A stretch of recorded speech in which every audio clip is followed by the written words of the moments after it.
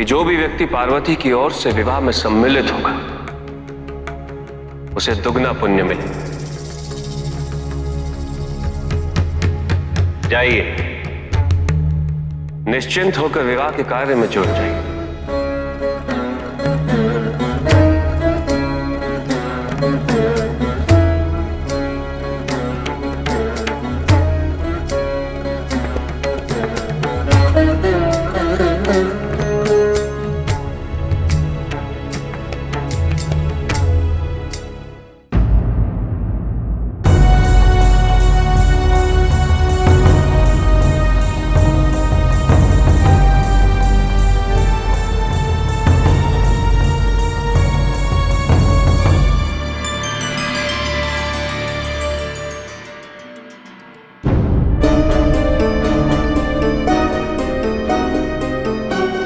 आप लोग सब कहाँ थे?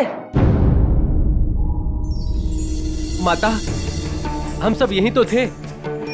नहीं, किंतु यहाँ कुछ क्षण पहले यहाँ कोई नहीं था। माता, जब हमें राजकुमारी की ओर से इस विवाह में सम्मिलित होकर दुगना पुण्य प्राप्त होने वाला है, तो भला हम और जगह कैसे जाएंगे? ठीक है, आप अपना कार्य करिए और याद रहे, सब विधि अनुसार होना चाहिए। और अतिथियों का भोजन का आस्वादन सबसे पहले हम करेंगे।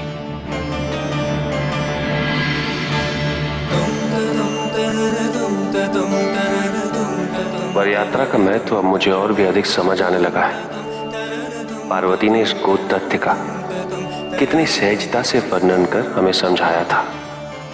सभी अतिथिगण तो यहीं आ पहुंचे हैं नंदी। इतनी बड़ी वर यात्रा के लिए कैलाश पर पर्याप्त व्यवस्था है भी कि नहीं? आप निश्चिंत रहिए देवर्षि, मैंने सब व्यवस्था कर ली है। इस कैलाश पर ऐसा हर्षोन्माद और मंगल उत्सव होगा कि ना ही कभी इस जग ने देखा होगा और ना ही कभी सुना होगा। अब निश्चिंत रहिए। साधु साधु।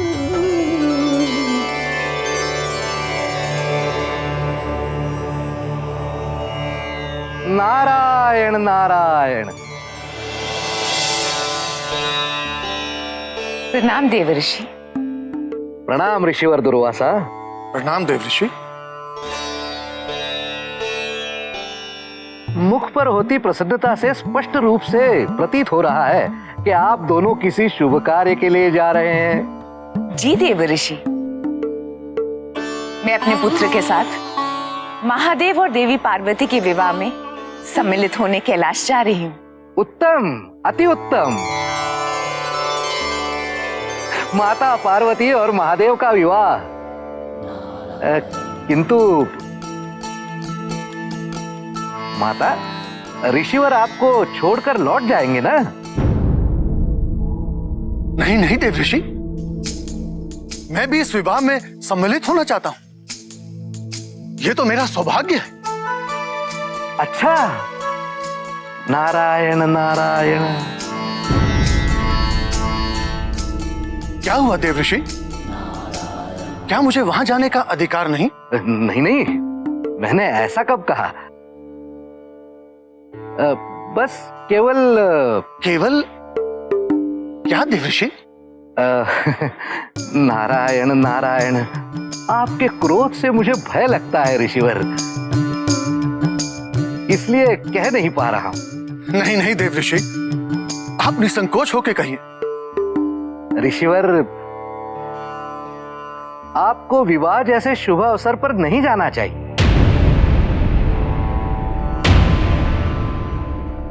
आप ऐसा क्यों कह रहे हैं देवर्षि? यदि भूलवश आपने किसी को श्राप दे दिया तो अनर्थ हो जाएगा। आप निश्चिंत रहें देवर्षि, मैं ऐसी स्थिति उत्पन्न होने ही नहीं दूंगा। यदि किसी कारणवश ऐसा हो भी गया तो भी मुझे क्रोध नहीं आएगा। मैं अपनी माता को वचन दे चुका हूं। उत्तम, अति उत्तम। परंतु ऋषिवर दुर्वासा, क्रोधित होना आपके नियंत्रण में होता कहाँ है? न जाने किस बात पर मन रुष्ट हो जाए और मुझे भय है कि श्राप सदा आपकी जीवा पर विराजमान रहता है। कहीं आपने किसी को श्राप। आप समझ रहे हैं ना मेरा तात्पर्य? मैंने कहा ना देव ऋषि, मैं अपनी माता को वचन दे चुका हूं, मुझे क्रोध नहीं आएगा। और जब क्रोध ही नहीं आएगा तो श्राप देने का तो प्रश्न ही नहीं उठता। क्षमा कीजिए देव ऋषि, हमें कैलाश पहुंचने में विलंब न हो जाए। हमें आज्ञा दीजिए। अवश्य अवश्य। महादेव की वर यात्रा में पुनः मिलन होगा ही। प्रणाम। नारायण नारायण।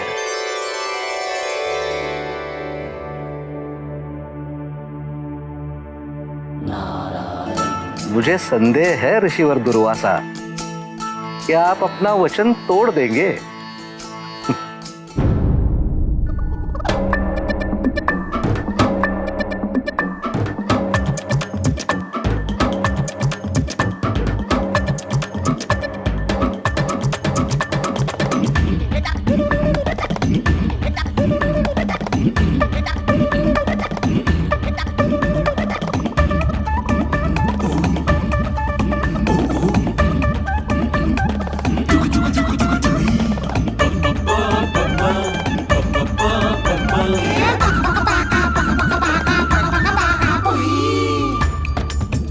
अरे थोड़ा समय बचा है, जम के खा लो पी लो भैया।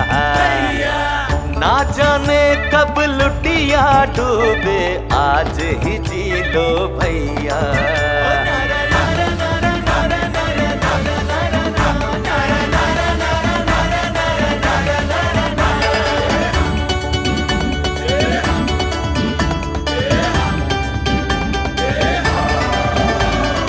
अब हिन तक दिन रात रहे हम भंगिया पे इतराते। अरे उत डोलत फिरे जहाँ तहाँ, झूमते हंसते गाते। खाट खड़ी हो जाई अब तो, खाट खड़ी हो जाई अब तो, चुक गई खेत जरैया। अरे थोड़ा समय बचा है, जम के खा लो पी लो भैया।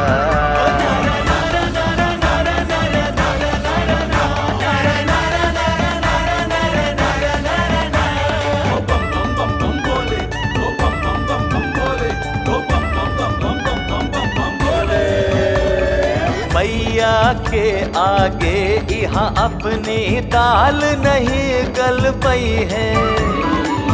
तुम्हारी हमरी बात किसी की तनिक नहीं चल पई है। ई ससुरानंदी भी डर से, ई ससुरानंदी भी डर से, ई ससुरानंदी भी डर से बन जाई है अब गैया। अरे थोड़ा समय बचा है, जम के खा लो पी लो भैया।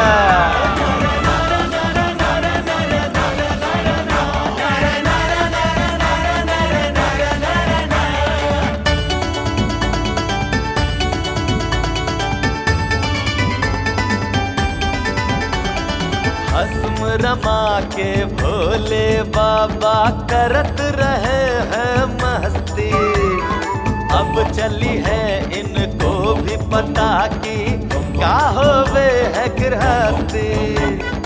जब घर के सब शासन अपने, जब घर के साधन सब अपने, जब घर के सब शासन अपने हाथ में ले है मैया। अरे थोड़ा समय बचा है, जम के खा लो पी लो भैया।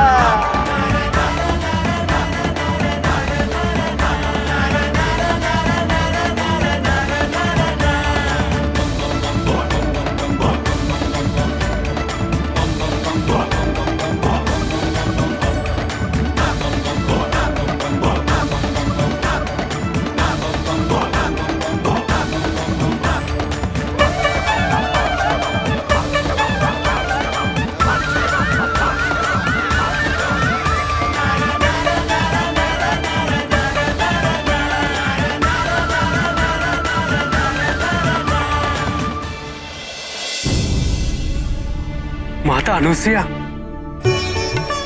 ऋषि दुर्वासा,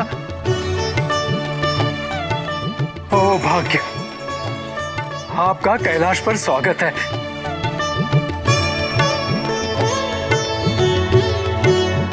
माता, कृपया आप मेरे साथ आए। वहां सारे भक्तगण महादेव के विवाह के उन्माद में हैं। अतः आपका वहां जाना उचित नहीं होगा माता। आप मेरे साथ आइए। ऋषिवर दुर्वासा, आप कहां जा रहे हैं? आपको भी भक्तों के उन्माद में सम्मिलित होना चाहिए।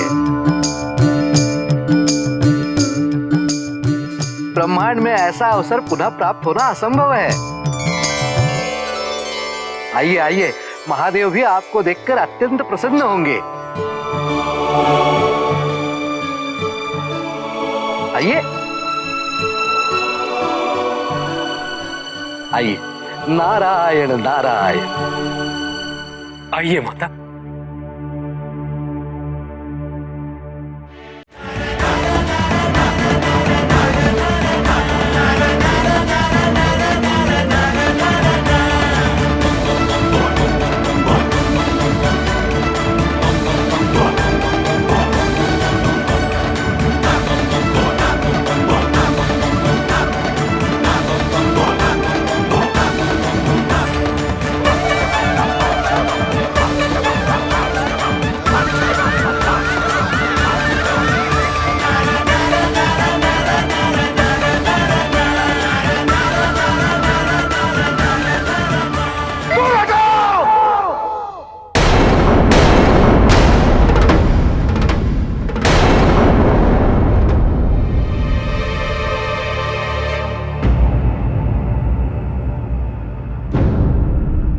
मूर्खों, दूर हटो। घोर दुराचार, घोर दुराचार। शिव विवाह के उन्माद में तुम सबकी बुद्धि भ्रष्ट कर दी है। तुम सबने मेरा घोर अपमान किया है, घोर अपमान।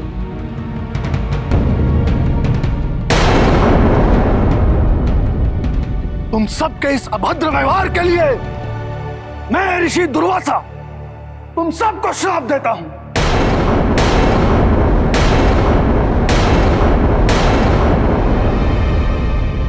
कि तुम्हारा यह कुरूप और विभत्स रूप को देखकर कन्या पक्ष के लोग मूर्छित हो जाएंगे।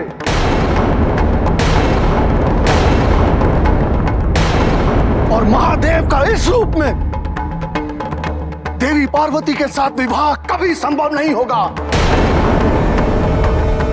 कभी नहीं।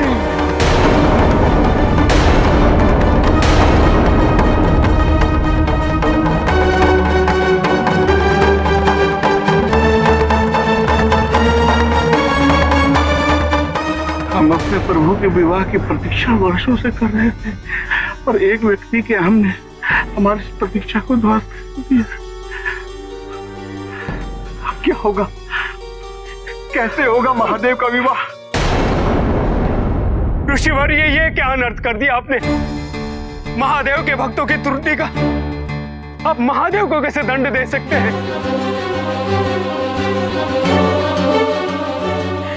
मेरे महादेव ने तो आपका अपमान नहीं किया था।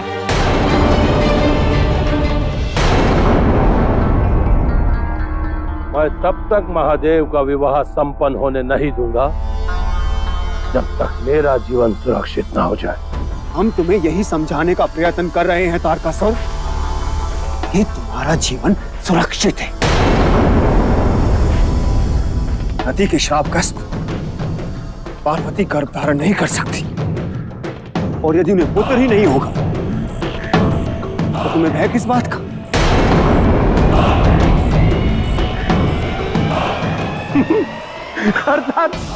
अर्थात मुझे मृत्यु का भय नहीं है गुरुदेव। महादेव, आप विवाह कीजिए, कीजिए विवाह आनंद पूर्वक।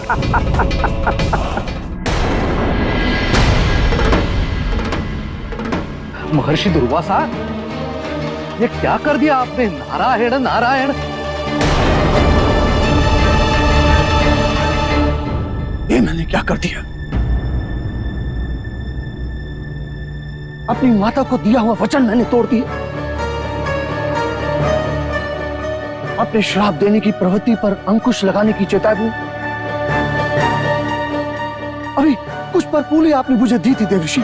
दी थी ना, और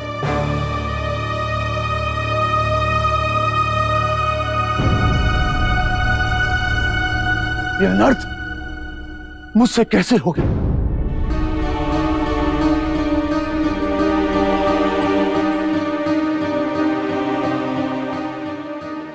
आत्मग्लानि से व्यथित होने की आवश्यकता नहीं है ऋषि दुर्वासा।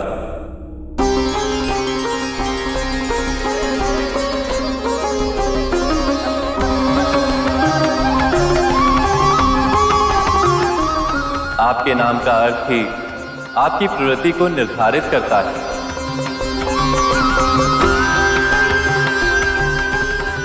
आज यहां जो कुछ भी घटित हुआ है वो विधि द्वारा नियोजित कार्य के अंतर्गत ही हुआ है। इसका समाधान भी विधि द्वारा ही होगा, और समाधान अवश्य होगा। जिस प्रकार आपके प्रत्येक श्रापों से इस सृष्टि का उद्धार होता है, उसी प्रकार आपके इस श्राप में भी इस सृष्टि का उद्धार निहित है।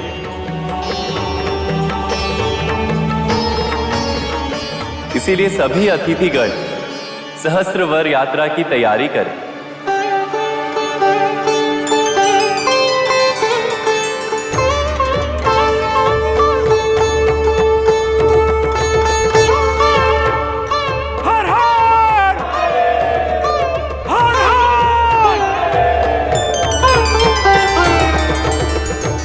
आप मेरे विवाह में विशिष्ट अतिथि के रूप में सम्मिलित होने ही तो आए, उसमें सहर्ष सम्मिलित हो।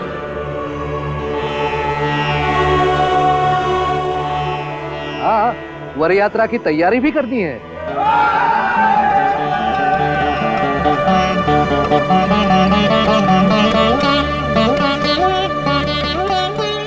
और तुम सब अपनी वेशभूषा सज्जित कर लो, और ऐसा कोई कार्य नहीं करना जिससे हमारे प्रभु पे कोई लांछन लगे।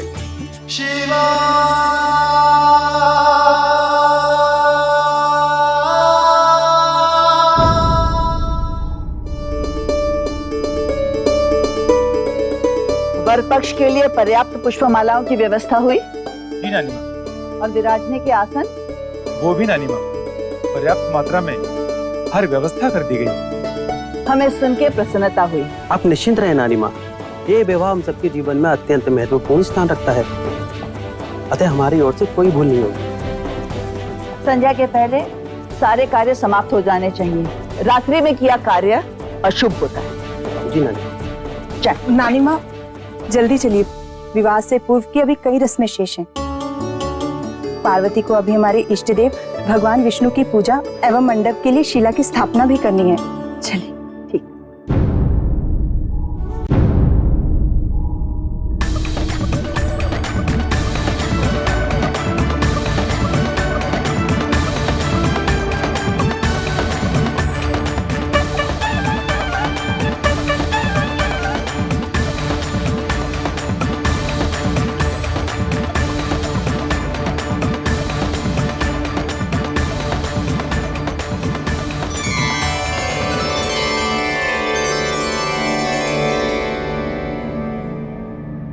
आइए हम सभी मिलकर प्रार्थना करें कि महादेव और माता पार्वती के लिए यह काल शुभ हो।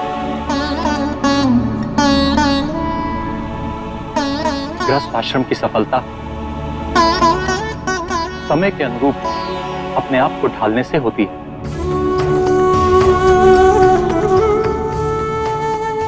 सम्मानता और वैभव में एक पति का कर्तव्य है कि वो अपने संयम और विवेक से गृहस्थी का संतुलन बनाए रखे।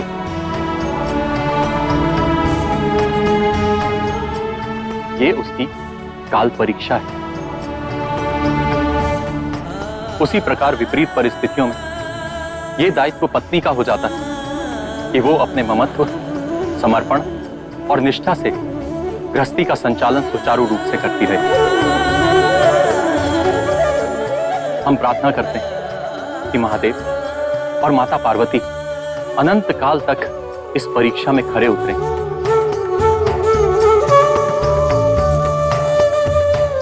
और संपूर्ण संसार में एक सुखी ग्रस्त जीवन का सर्वोच्च उदाहरण प्रस्तुत करें।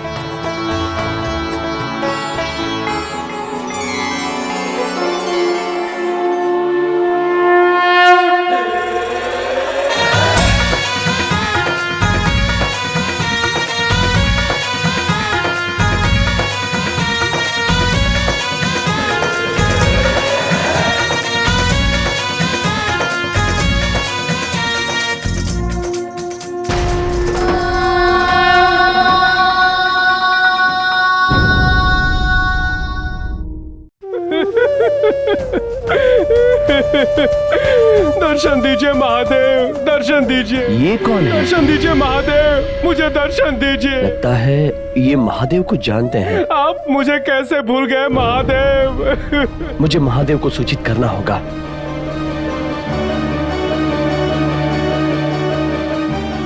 महादेव, प्रभु, प्रभु,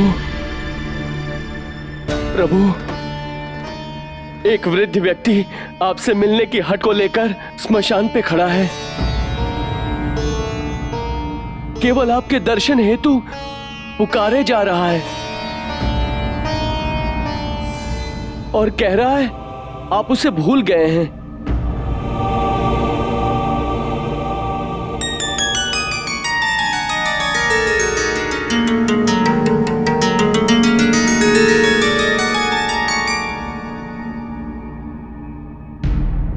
मैं यहां से जाने के लिए नहीं आया हूं भगवान। मेरा जीवन तो अब अंतिम चरण में है। आपके दर्शन की अभिलाषा के लिए यही प्राण त्याग दूंगा ताकि मरने के पश्चात आपकी शरण में आ सकूं प्रभु, आपकी शरण में आ सकूं। महादेव, महादेव, मुझे दर्शन दीजिए महादेव, मुझे दर्शन दीजिए।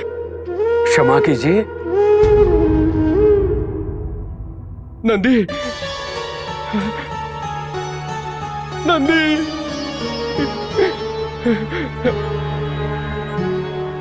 नंदी, नंदी।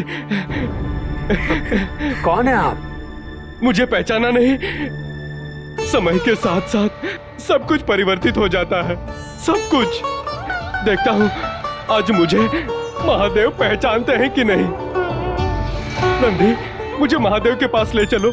नंदी, मुझे उनके पास ले चलो।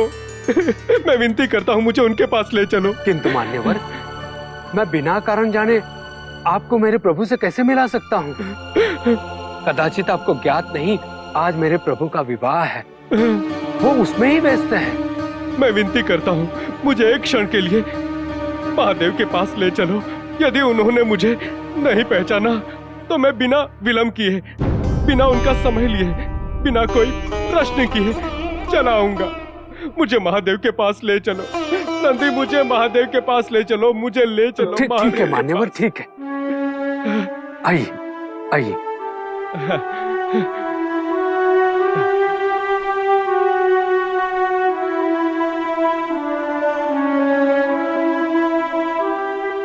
मान्यवर, अब तो बताइए कौन है आप? स्मरण करो नंदी, स्मरण करो। मुझे तो तुम्हारे साथ व्यतीत किए हुए दिनों की एक बात याद है। नंदी, क्या तुम्हें लगता है कि महादेव मुझे पहचान लेंगे? अवश्य, मेरे प्रभु को सब ज्ञात है। भूत, भविष्य, वर्तमान सब जानते हैं। वो तो सबके स्वामी है। महादेव, महादेव, महादेव, महादेव। मैं ना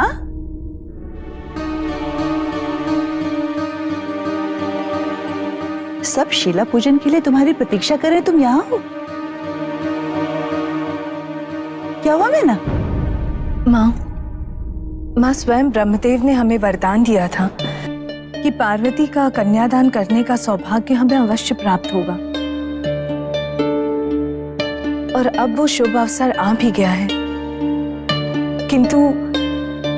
किंतु पुत्री के विवाह की तैयारियों के साथ साथ हमारी चिंता भी बढ़ती जा रही है माँ। पार्वती के भविष्य की चिंता होना स्वाभाविक है। पति से वो प्रेम पार्वती को कभी प्राप्त नहीं होगा जो तुमने या हमारे जमाता ने उसे दिया, किंतु जो प्रेम उसे प्राप्त होगा वो ना तुम ना कोई और दे सकता है। आपने स्वयं देखा है माँ, वर पक्ष के संस्कार, उनकी जीवन शैली हम सबसे कितनी भिन्न है। माँ, पार्वती ने घोर तपस्या और कड़ी परीक्षा दी है शिव को प्राप्त करने हेतु, किंतु शिव ने पार्वती को पाने के लिए कोई प्रयास नहीं किया है माँ। क्या ये संभावना है माँ कि विवाह के पश्चात शिव के मन में श्रेष्ठत्व की भावना आ जाए, वो पार्वती को अपने अधीन समझे? मैंने तुमने ऐसी कल्पना भी कैसे की कि हमारी पार्वती एक ऐसे व्यक्ति को अपना वर माने जो उसे अपने अधीन समझे? हमारी पार्वती में इतने गुण हैं कि उनका उल्लेख करना संभव नहीं है, और उसके वैवाहिक जीवन में जो भी कोई अपूर्णता होगी वो अपने सामर्थ्य और संस्कार से अवश्य पूर्ण करेगी। विवाह शुभ कार्य होता है मैना, और हर शुभ कार्य का आरंभ शुभ और सकारात्मक विचारों से ही होने चाहिए। किंतु हम अपने मन को कैसे समझाएं और क्या समझाएं? माँ,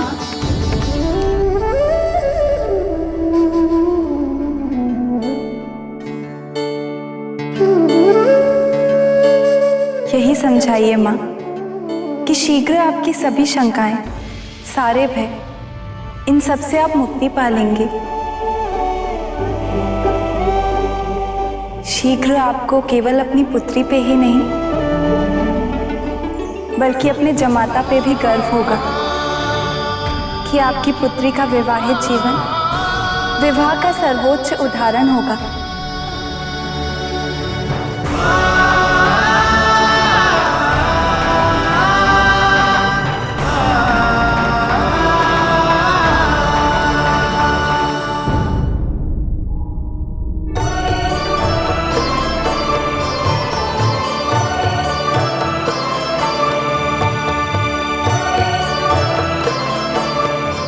आप यहीं प्रतीक्षा कीजिए, मैं अभी आया। प्रभु, इन्होंने बताया नहीं कि ये कौन है, और मैं भी इन्हें पहचान नहीं सका। इन्होंने ये भी कहा यदि आप इन्हें नहीं पहचाने तो अविलंब ये चले जाएंगे।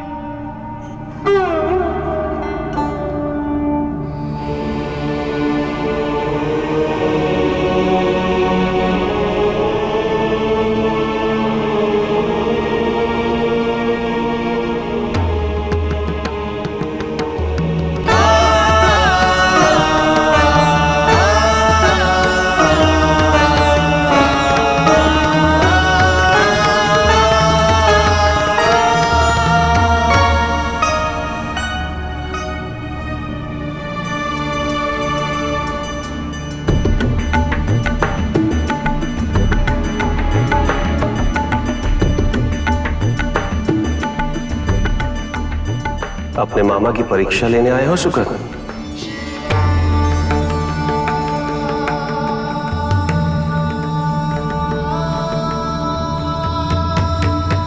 नहीं सुकर्ण, महादेव के निकट मत जाओ। सुकर्ण, मामा, आपने मुझे पहचान लिया? अपने प्रिय भांजे को कैसे भूल सकता हूं मैं?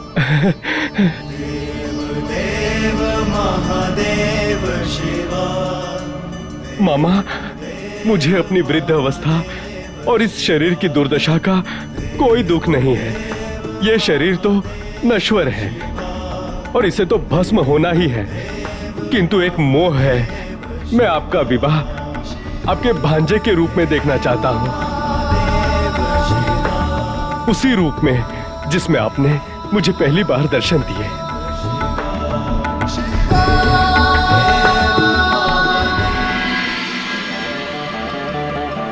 तथास्तु।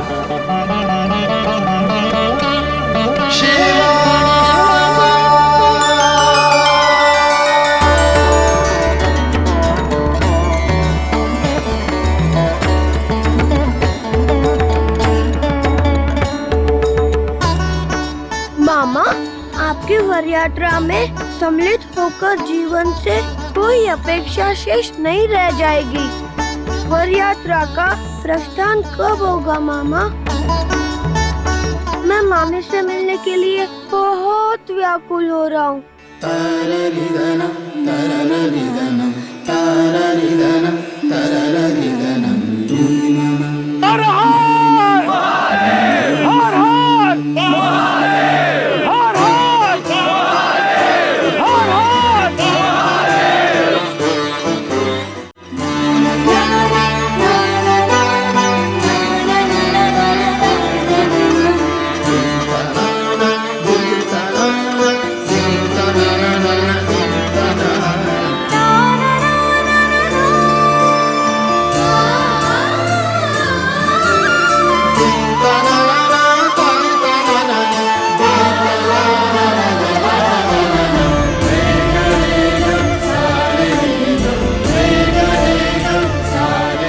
इस शीला को स्थापित करवाकर मंडप तैयार करवाना आरंभ करो। अब हमें रसोई पूजन के लिए प्रस्थान करना चाहिए। अवश्य। आओ।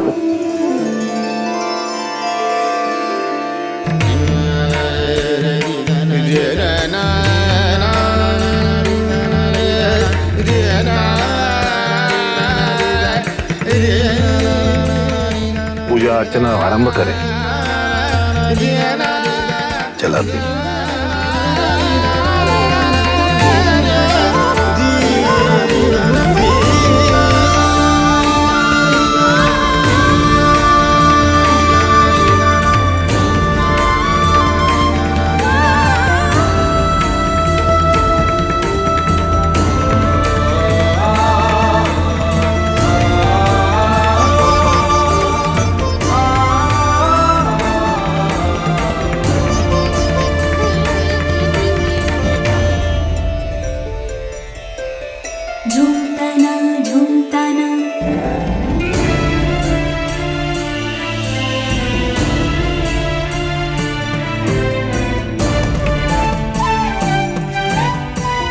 ओम पयः पृथिव्यां पयोऽन्तरिक्षे पयोधाः पयस्वदेहे प्रदिशः सन्तु मह्यां माम्।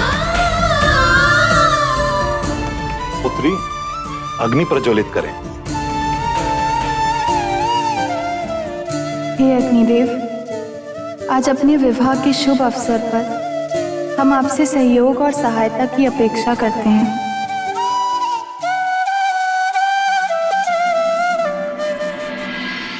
अग्निदूतं पुरोदधे हव्यवा देवं आसादयादिहो ओम अग्नि वैश्वानराय मनसो जातचक्षुः सूरजो अजायत रौद्राद्वायुश्च प्राणश्च मुखादग्निरजायत ओम मायदग्गुं गविः प्रजननं मे अस्तु दशभिरग्गुं सर्वगणगो स्वस्तये आत्मशनि प्रजा शनि पशु शनि लोक शन्य भय शनि अग्नि प्रजां बहुलां मे।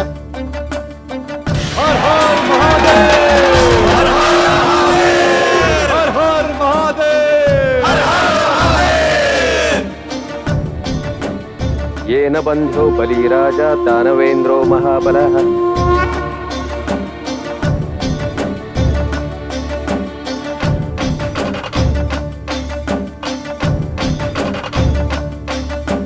कर्पूरगौरं करुणावतारं संसारसारं भुजगेन्द्रहारं कर्पूर गौरम करुणावतारम संसार सारम भुजगेन्द्रहारम सदा वसंतम हृदयारविंदे सदा वसंतम हृदयारविंदे भवं भवानी सहितं नमामि भवं भवानी सहितं नमामि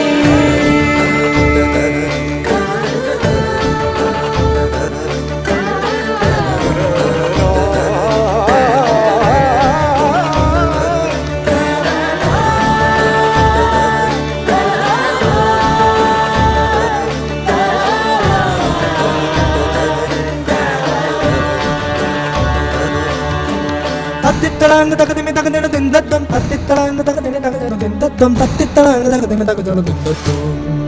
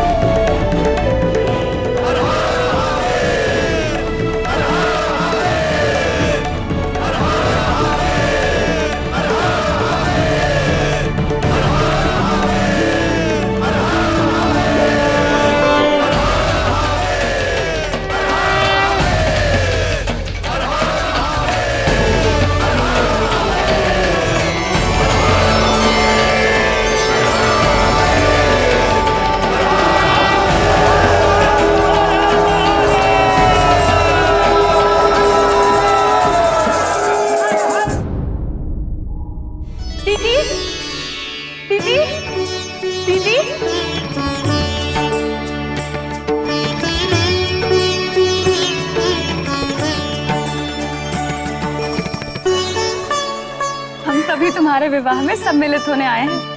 हाँ पार्वती, तुम्हारे विवाह का निमंत्रण मिलते ही हम सब अत्यंत प्रसन्न हुए। जानती हो पार्वती, चंद्रलोक से यहाँ की यात्रा में मैंने क्या क्या देखा। ये केवल पृथ्वीलोक ही नहीं बल्कि पूरा ब्रह्मांड इस विवाह को लेकर उन्मादमय है। हमारी प्यारी पार्वती सती के रूप में महादेव से विवाह करने के लिए तुम्हें माँ और पिताजी के विरुद्ध जाना पड़ा।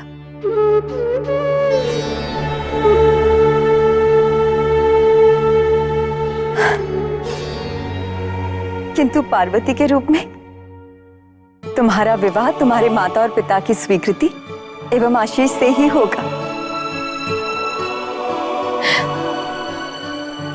पार्वती,